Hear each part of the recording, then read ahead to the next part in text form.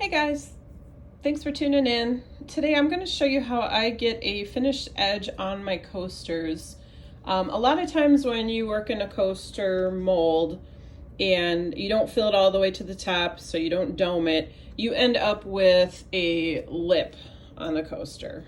You can kind of see it reflecting there. And it's sharp, it's rough, it's not attractive. And the only way to really take care of it is to either sand it off or dome the coaster. And these coasters are already pretty thick, so I didn't want to dome them. So I decided to sand them. So sanding, you can either sand the entire surface and then do a flood coat. But I just don't feel like using more resin on these. Like I said, they're pretty thick. So I'm just sanding the edges, and you can see, they've got little bits sticking up. They've got that edge. It's not sharp, it's not going to cut you, but it's annoying. So I've already done a few. Here's a finished one that I did, and you can see the edge is nice and smooth. Looks good. So I'm just going to show you kind of my process for that. So I start out, I just use regular old masking tape. You could use painter's tape, but I tape around the edge, and I just do that so I don't mark it or scratch it as I'm going. I actually thought about maybe taping across the whole thing because I tend to scratch things and drop things, but this has worked so far on the ones that I've done. So you want to tape around the edge to begin with. And then I use nail files. So I have two different files that I use. This one is a rougher grit. It's 80 grit on one side and 100 grit on the other. And then this one is a little bit smoother. It's 180 on one side and 240 on the other. So if you want like a glossy, glassy sheen, you could also get yourself a nail buffer. So this is a typical nail buffer. They usually have 4 different grits. This one has 6, but they usually have 4. So you'll have like, I don't know what the numbers of these grits are, but they get really super smooth. And as you get to the last one, I mean, it's like silk, and you can see my fingernail looks shiny. A buffer will not get your resin to this level of shine. It just does not. I think there's not a step between this 240 and whatever this grit is. You need a couple more steps to really remove those scratches. But for me, for just doing these edges, I think it's fine. It does leave it slightly matte. It's definitely not as shiny as the rest of the coaster, but it's such a teeny tiny bit of it on the edge that it doesn't bother me, and I kind of like the way it looks. It actually gives it a little bit of just a different look around the edge, so I like it. If you want it super shiny, you're gonna have to go with higher and higher grits until you get to that shine that you want, or you're gonna have to coat it with something. But if you're okay with a little bit of matte on the edges, then this will work for you. So I've got the 2 files. I also have sitting here a little fluffy brush. I just use this to brush the dust off. I have a baby wipe, and then I've got some oil, and you can use any kind of oil. This is cuticle oil. I used to be a nail tech, so I've got lots of nail supplies, but you could use olive oil, you could use baby oil, any kind of oil. And let me show you real quick what I use the oil for. I won't save it till the end. Let me find a coaster that I can demonstrate this on. Okay, here's a good one. So you can see right here, there was an air bubble. And when I did the sanding, the dust from the sanding got into that little hole, and it's left, this white dust mark. It's not pretty. So you could take some soap and water and a scrub brush. You can scrub that out. I actually like to put a little drop of oil on my coasters. Got some on my finger because I have a little puddle of it. I just kind of rub that in, and it absorbs the dust. Another good reason to use, just put a teeny tiny bit of oil on the surface of the coasters. 2 reasons. They won't stick together when you're shipping them. So I don't know if you have had that happen where you've shipped your coasters and they arrive and they're stuck together.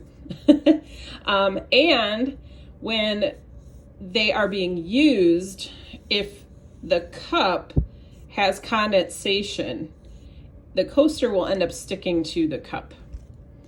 So a little tiny bit of oil will prevent that. So I like to put a little oil on, and then I just wipe it with the baby wipe to get it off. But you can see now that, I don't even know where it went, the white spot is gone.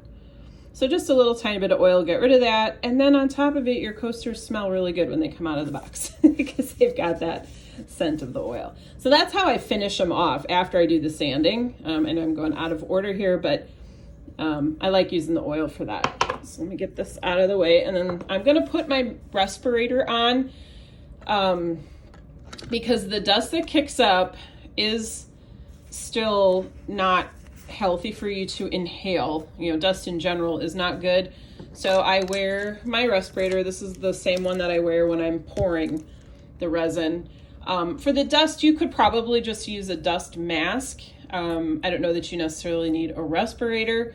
I usually like to do the sanding outside, or you know, if I'm doing it inside, like I said, I wear a respirator and I run a filter. I've got an air purifier / filter off to the side.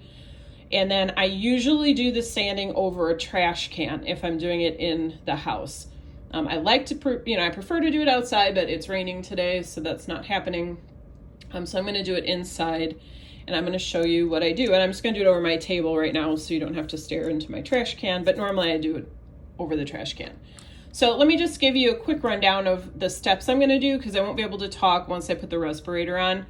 But I start with the 80 grit on the file, go around once. Then I switch to the 100 grit, go around once. Then I go to the 180, flip it over to the 240. And then I remove the tape, brush off the dust, wipe it with the baby wipe. If it has any dust spots on it, I'll definitely put the oil on it. May or may not oil it, just depends on, what I'm doing. If I do oil it, I wipe it again with the baby wipe. So it's really simple, but I'm gonna go through all that right now.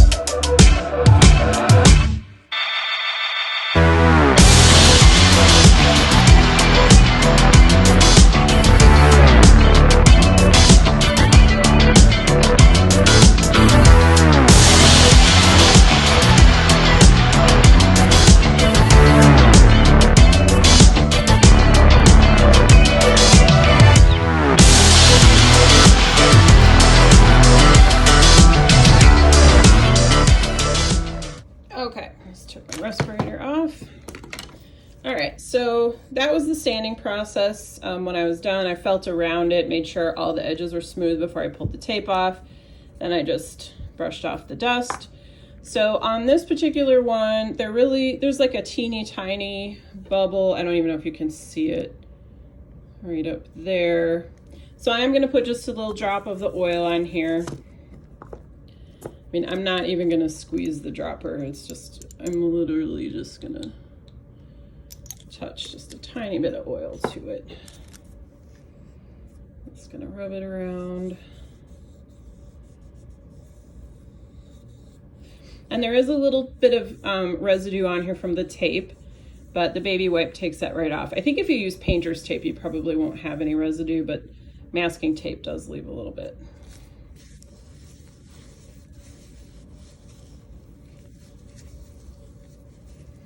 So then, my hand's all dusty. Wipe all the way around it, make sure it's all clean. And then before I ship these out, I'll give them one last kind of a wipe down with a microfiber cloth. And then I put tissue paper between each one so that they don't stick together or scratch each other in shipment. But yeah, there you go. So the edges are all nice and smooth now. They have, like I said, this will leave you with that little tiny bit of a matte finish on the edge. But it's really so tiny, you really don't notice it. And if you do see it, I think it looks kind of cool. It just adds just a little tiny bit of interest, I think, having that little beveled edge. So there you go. That's how I sand the edges of my coasters. Hope that was helpful. If you thought it was helpful for you, I would love it if you'd subscribe to my channel. Check me out on social media. I'm on Facebook, Instagram, and TikTok. And definitely share. I'm sure there's other people that would love to see how to do this. Thanks a lot. Have an awesome day.